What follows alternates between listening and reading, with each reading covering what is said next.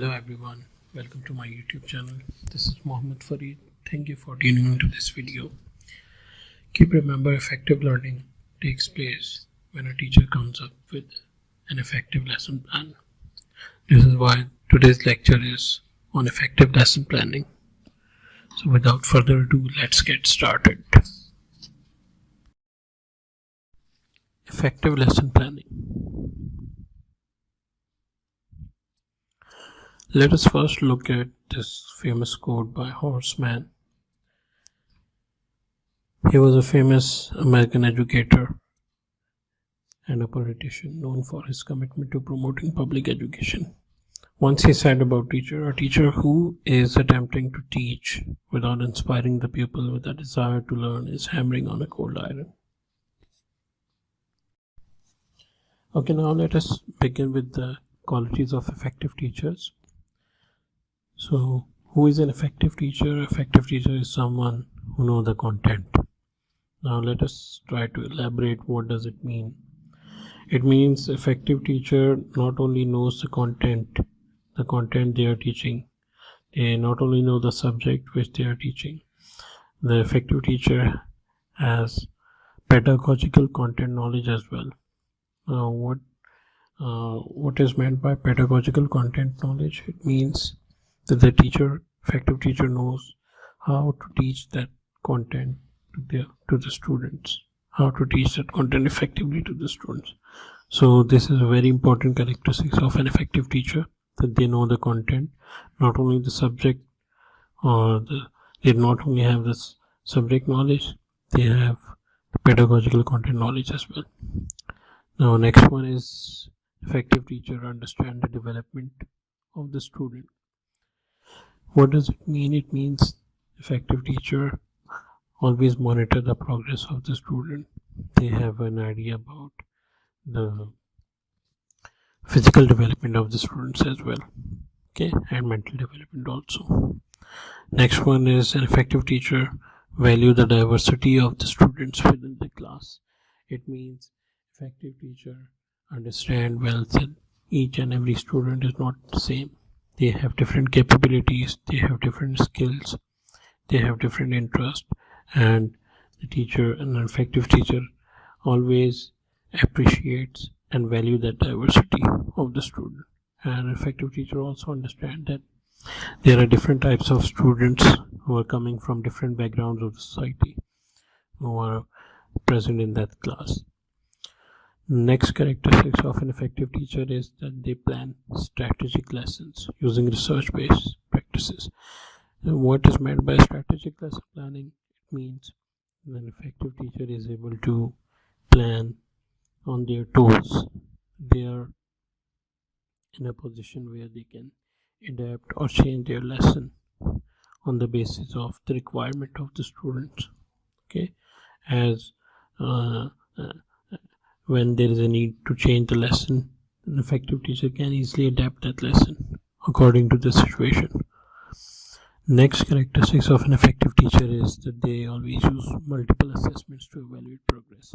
They do not only stick to one method of assessment, they use variety of different methods to assess their students, to assess their skills, knowledge and understanding of their students. Next characteristics of effective teacher is that they create a suitable learning environment. Now this is very important because we all know that learning will only take place if there is a suitable learning environment. So effective teacher always give attention to this important point, that they create a suitable learning environment in the class where each and every student is attentive and alert and is willing to participate and is willing to learn from the teacher. Next characteristics of an effective teacher is that they adapt and modify the instruction according to the situation. Okay. Next is they use effective communication. What is meant by communication? Communication means the passing off on information from sender to receiver. But what is effective communication? It means the information which is passed on by the sender to the receiver is understood in the context as intended by the sender. So effective teacher always give attention to effective communication. Next characteristic is that they collaborate with all the members of the learning community, which means the effective teacher not only focus on their students, they also focus on the parents. They also collaborate with all the members of the learning community, which means they also contact with the parents and they keep contact with the other teachers as well and the management also. Next characteristic is that they engage in sustained professional growth experiences, which means effective teacher is always willing to learn new ideas and they try to grow themselves professionally.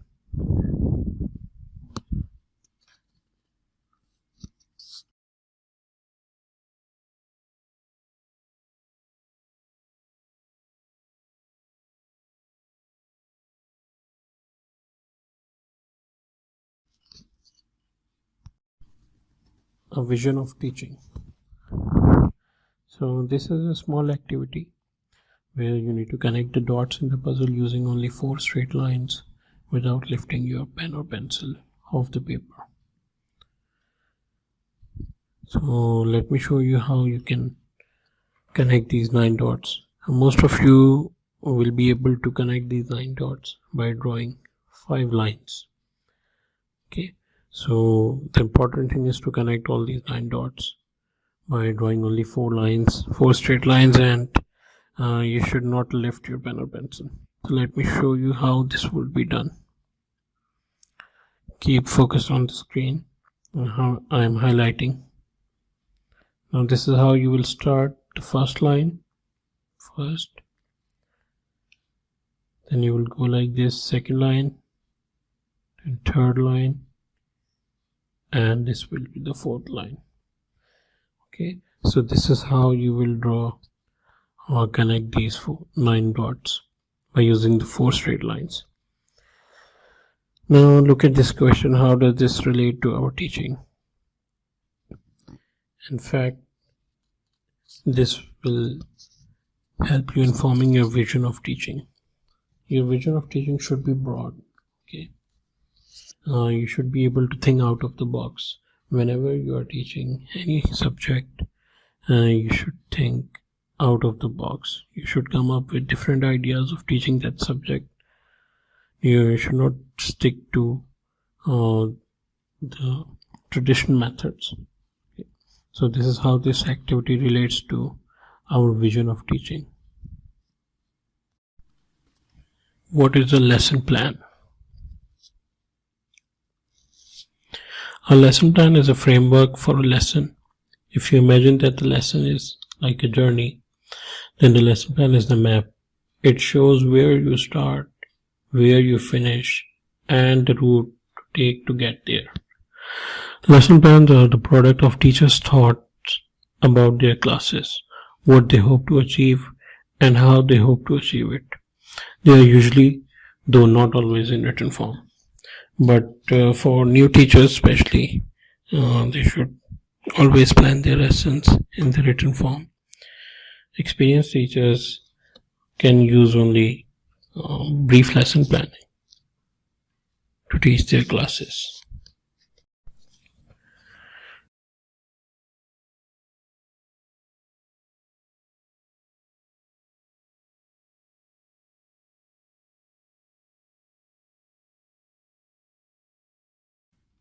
There are as many different kinds of plan as there are teachers. Trainee teachers often have to produce very detailed written plans with descriptions not only of each activity, but also listing the exact questions and instructions they will give the class, as well as the timings for every activity. In a full-time teaching situation, however, it is impractical to expect teachers to plan with this level of detail each lesson they teach. Newly qualified teachers may rely on a less detailed but still fairly comprehensive written plan.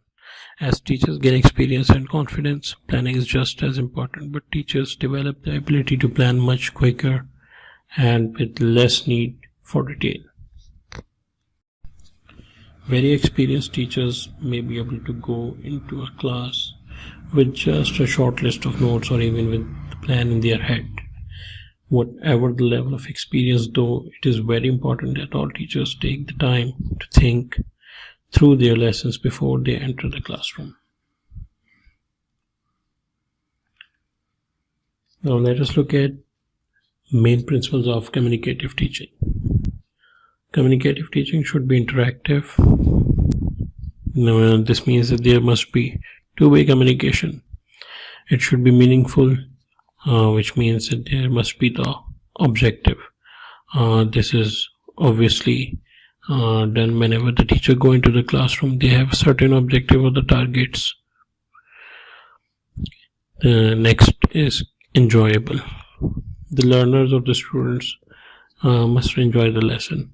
So the teacher should plan their lesson in a way that the class or the lesson becomes interesting and enjoyable for the students. Next principle of communicative teaching is that it should be involving. Teacher should design the lesson in such a way, and they should conduct the lesson in a way that they will be able to involve all the learners, all the students in the class. Next principle is there must be positive reinforcement. The teacher should be able to not only motivate the students, but they should also be able to develop the positive reinforcement in the students. Next principle is use of target language. This is very important. Teacher should be able to use the target language in the class related to their subject, the technical terms of the subject. They should make their student familiar with those technical terms of the subject. Next one is mistakes naturally. It means the teacher should consider the mistakes as natural. They should not punish the students, or they should not scold the students for making mistake. Next is suitable material. The teacher should have suitable material with them in order to teach the lesson.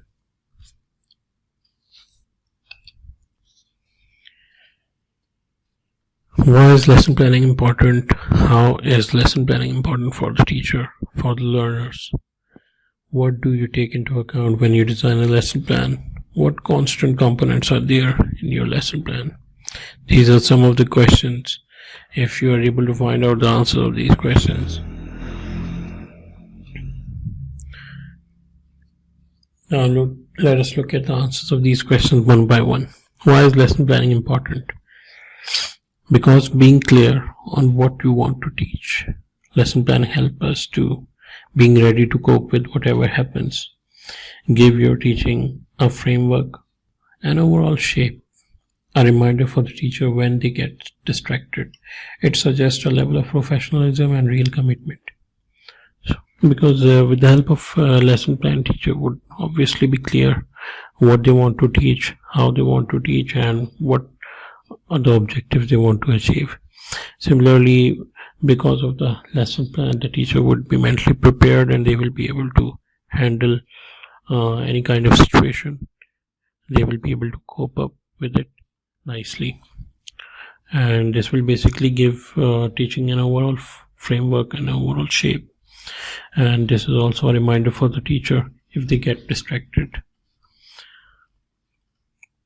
Obviously, whenever you do the lesson planning, so it shows that you are a professional teacher. It shows commitment from your part.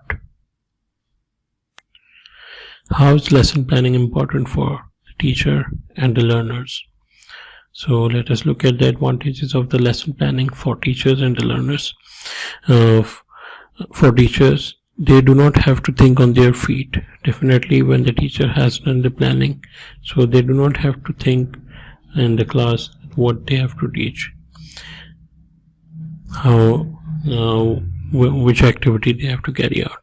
They don't lose face in front of their learners, which means that the teacher, whenever the teacher has done proper planning, so they do not have to lose face in front of the student. They would be able to conduct their class in a very good way. They are clear on the procedure to follow. They build on previous teaching and prepare for coming lessons. Definitely when a teacher has done the proper planning, so it means teacher will be able to connect the knowledge with the previous lesson, connect the lesson which they have conducted the last session. For the learners, they will realize that the teacher cares for their learning. When a teacher goes with the proper planning, they attend a structured lesson, easier to assimilate. Definitely when a teacher has properly planned the lesson, so it will be easy for our students to understand that structured lesson. They appreciate their teacher's work as a model of well-organized work to imitate. Okay, so these are the benefits of lesson planning for teachers and learners. What do you take into account when you design a lesson plan? The 5 guiding principles are variety, coherence, balance, flexibility, and challenge. Now let us look at these guiding principles one by one. What do we mean by variety? And why to vary your lesson? To meet different learning styles. Obviously, a teacher cannot stick to one teaching method. They need to vary the teaching method depending on the different depending and considering the different learning styles of their students. They also need to consider the different intelligence types of the students and to keep them interested and avoid monotony. So these are the reasons why a teacher has to bring variation in their lessons. What to vary? Now, what are the things they can vary in their lesson plan? Obviously the content will vary and they can use different variety of activities in their lesson plans. The interaction mode, materials and aids.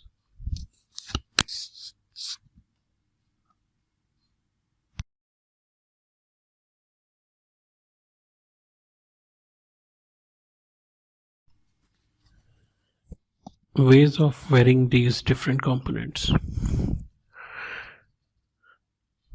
First one is tempo and pace. The activities may be brisk and fast moving, such as guessing games, or slow and reflective, such as reading or responding in writing.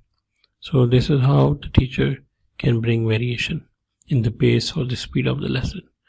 Then organization. Second thing, the learners may work on their own at individualized tasks or in pairs or groups or as a full class in interaction with the teacher. Next is mode and skill. Activities may be based on the written or the spoken language, and within these they may vary as to whether the learners are asked to produce, speak, write, or receive, listen, or read.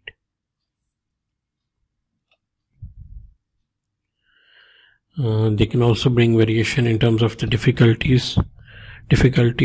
The activities may be seen as easy and non-demanding or difficult, requiring concentration and effort. Similarly, mood can be change. Activities vary also in mood. Light and fun-based versus serious and profound. Happy versus sad. Tense versus relaxed. Stir and settle. Some activities enliven and excite learners, such as controversial discussions for advanced levels, or activities which involve physical movement, such as race dictation for lower levels. Active and passive. Learners may be activated in a way that encourages their own initiative, or they may only be required to do as they are told. Next guiding principle is coherence. It means observe a logical pattern to the lesson. There has to be connection between the different activities in the lesson. Smooth transition in one of the pillars that ensures success of the lesson plan during implementation in the classroom. An activity in a lesson builds on a previous one and prepares for the next. Coherence means there must be a connection and a logical pattern, and the sequence which is followed by the teacher must be logical in the class. Okay, next guiding principle is challenge. Learners are intelligent human beings and come to class with knowledge previously acquired. The new lesson should add to that knowledge without excess. The lesson that does not challenge is a lesson that does not motivate. No learning happens if the lesson does not present new items beyond students' prior knowledge. So this is very important, that there must be some thing which challenge the student knowledge, which provides a challenge to the students. Okay, so if they come into the class and leave the class with the same level of knowledge, so it means the lesson was not interesting, there was not any new thing for them. So there must be something new for the student in the lesson which would be challenging for them. Flexibility has two dimensions: ability to use a number of different techniques and not to be a slave of one methodology. And the other part of flexibility is ability to change the plan if it shows inappropriacy to the classroom real situation for one reason or the other. So it means the teacher should be able to be flexible in terms of the implementation of the lesson plan. And in terms of the method they are using, they should be able to use different types of methods, and they should also be able to show flexibility in the implementation. If one method is inappropriate, so they should be able to implement the lesson in another way. Balance. The lesson is a mixture of a number of ingredients, techniques, activities, contents. So the successful teacher is the one who is able to observe the right dosage and makes the learners enjoy a lesson. So this is another important guiding principle, that there must be a balance in the lesson plan. What do you take into account when you design a lesson plan? So these are some of the important things. Whenever we are designing a lesson plan, we always keep the objectives to be achieved in mind, prior knowledge of the learners, materials to be used, tasks and activities to select, and students grouping pattern, interaction modes, timing and time management. What do you take into account when you design a lesson plan? This is a model which you can use to implement your lesson. ESA: engage, study, and activate. Engage means get the students interested in the class and hopefully enjoying what they are doing. Study is to focus of learning.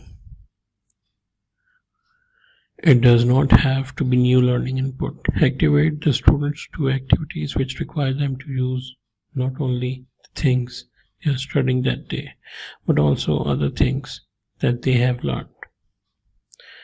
Okay, another model which you can use when you are designing the lesson plan and implementing it is ITA model: attention, interest, desire, and action. Okay, what are the components of a lesson plan? So, introduction about the learners, students. This is very important, that you must know who the students are, how old they are, whether your students are quiet or agitated, and whether they are cooperative or not, and how many number of students are there in the class. The next component of a lesson plan is objectives. Objectives of official program, module map, textbook, and student needs. So this is basically the broad objectives are given in broad perspective, like what kind of official program you are teaching to the students of master level, graduation level, school or college level, and what is their module map like, and whether it is a semester system or yearly system, which textbook you are using, what are the objectives given in that textbook, and most importantly, what are the students' need. You need to design your objectives by considering their needs. So the next component of a lesson plan is procedure. What to do, how to do, how much time, what does, who does what, and logical sequencing. This means how you are going to implement your lesson plan which activities you are going to do, how you are going to do those activities, and how much time you have, what logical sequence you are going to follow. Next component is aid. So which aids you are going to use for your lesson: textbook and worksheets, board, wallpaper, maps, audiovisual aids, OHP, laptop, data show, Realia. Okay. Now, very important part of the lesson planning. Effective lesson planning is anticipated difficulties and reserved tasks. This is very important. When you are planning your lesson, you should plan ahead. You should think and consider what might go wrong and how to deal with it. So this is called anticipated difficulties. You are planning for those possible difficulties which you might come across in the class when you are actually delivering the lecture. And similarly, if you complete your planned lesson well within the time, and few minutes are remaining at the end of the lesson, so how you're going to deal with that time, how you're going to keep your students engaged and busy. Do you have any reserved task for that? Hints for lesson management: prepare more than you need. This is very important. It is advisable to have an easily presented light reserve activity ready in case of extra time. Similarly, note in advance which components of the lesson you will sacrifice if you find yourself with too little time to do everything you have planned. This is again very important, that if the time is less, okay, and you have to complete the whole lesson, so you should be able to know which parts of the lesson you can sacrifice. Keep an eye on your time. Make sure you are aware during the lesson how time is going relative to your plan. Include timing in the plan itself. It is difficult to judge intuitively how time is going when you are busy, and the smooth running of your lesson depends on some extent on proper timing. Do not leave the giving of homework to the last minute. This is again a very important point. At the end of the lesson, learner's attention is at a low ebb, and you may run out of time before you finish explaining. If you are doing group work, give instructions and make sure these are understood before dividing the class into groups, and even if practicable, before handing out material. If you do it the other way around, people will be looking at each other and at the materials you have given them, and they are less likely to attend to what you have to say.